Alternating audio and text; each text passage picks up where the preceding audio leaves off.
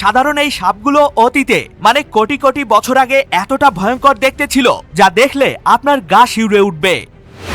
এবং পৃথিবীর সবথেকে দামি জুতাগুলোর দাম এতটাই বেশি যে যা দিয়ে একটা প্রাইভেট বিমান কিনে ফেলা সম্ভব। তবে কি এমন রয়েছে পৃথিবীর সবথেকে দামি এই জুতায়?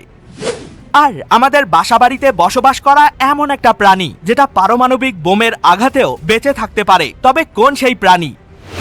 এবং পৃথিবীর সবথেকে বড় গরুটির আকৃতি এতটাই বড় হয় যে যেটা কিনা একটা হাতির সমান হয়ে থাকে, তবে কোন দেশে রয়েছে এই বিশাল আকৃতির গরু? হ্যাঁ বন্ধুরা, এমনই কিছু জাঁকজমক তথ্য নিয়ে আজকেও হাজির হলাম একটা ব্র্যান্ড নিউ ভিডিওতে। তো শুরু করার আগে প্লিজ একটা লাইক করতে একদমই ভুলবেন না। কি করেছেন তো? চলুন তাহলে শুরু করি।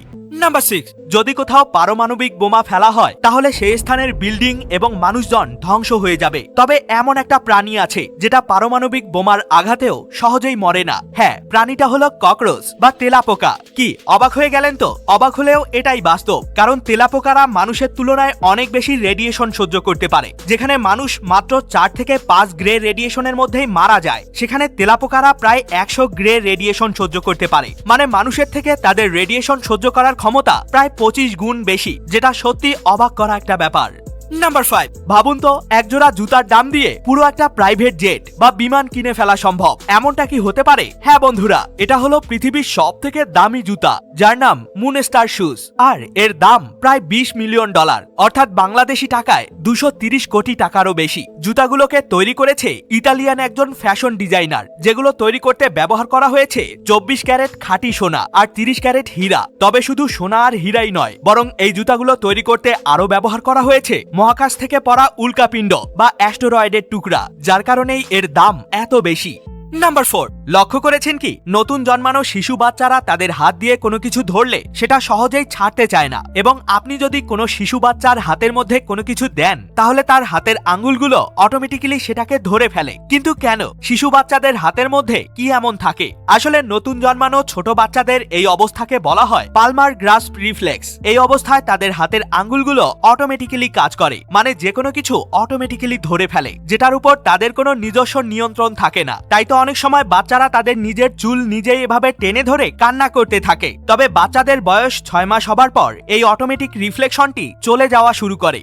নাম্বার 3, আপনি কি জানেন পৃথিবীর সবথেকে বড় গরুর জাত কোনটা? হ্যাঁ, এটা হলো পৃথিবীর সবথেকে বড় আর লম্বা প্রজাতির গরু, যার নাম চিয়ানিয়া কাউ। এই প্রজাতির গরুগুলোকে ইতালি দেশে দেখতে পাওয়া যায়, যেগুলো সাধারণ গরুর থেকে অনেক উঁচু আর লম্বা হয়ে থাকে। এদেরকে দেখলে মনে হয় এটা যেন কোনো জীবন্ত দানব। আর এই দানব আকৃতির একটা পূর্ণবয়স্ক গরুর ওজন 1500 থেকে 2000 কেজির মতো হয়ে থাকে, এবং এদের উচ্চতা হয় প্রায় 7 ফুটের মতো। আর এদের গায়ের কালার সবসময় সাদা রঙেরই হয়। অতীতে এদেরকে হাল চাষের জন্য ব্যবহার করা হলেও বর্তমানে শুধুমাত্র মাংস উৎপাদনের জন্যই এদেরকে চাষ করা হয়। তবে দেখতে ভয়ঙ্কর হলেও এরা কিন্তু খুবই শান্ত প্রকৃতির গরু।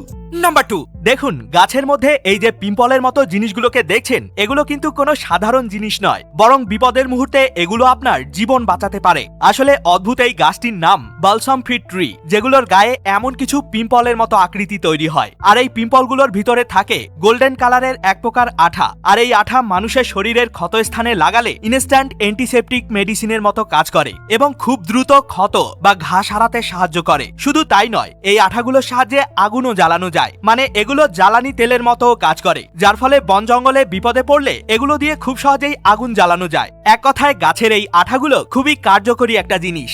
নাম্বার 1, আপনি কি জানেন পৃথিবীর সবথেকে বড় সাপ কেমন ছিল?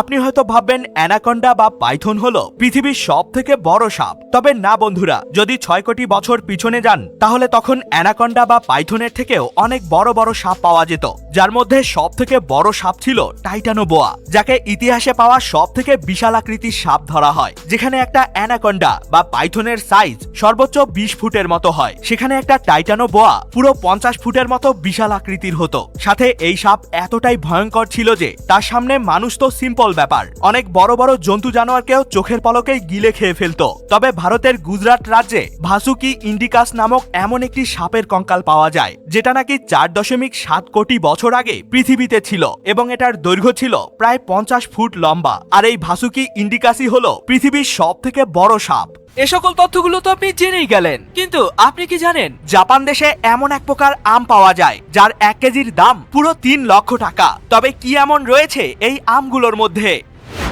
আর এই জিনিসটার মধ্যে মাত্র 8 সেকেন্ড বসে থাকতে পারলেই মানুষ কোটিপতি হয়ে যায়, কিন্তু কিভাবে? এবং এই এলাকার মানুষজন কেন এভাবে আগুন নিয়ে খেলা করে? তবে এর কারণ জানলে আপনি পুরাই অবাক হয়ে যাবেন।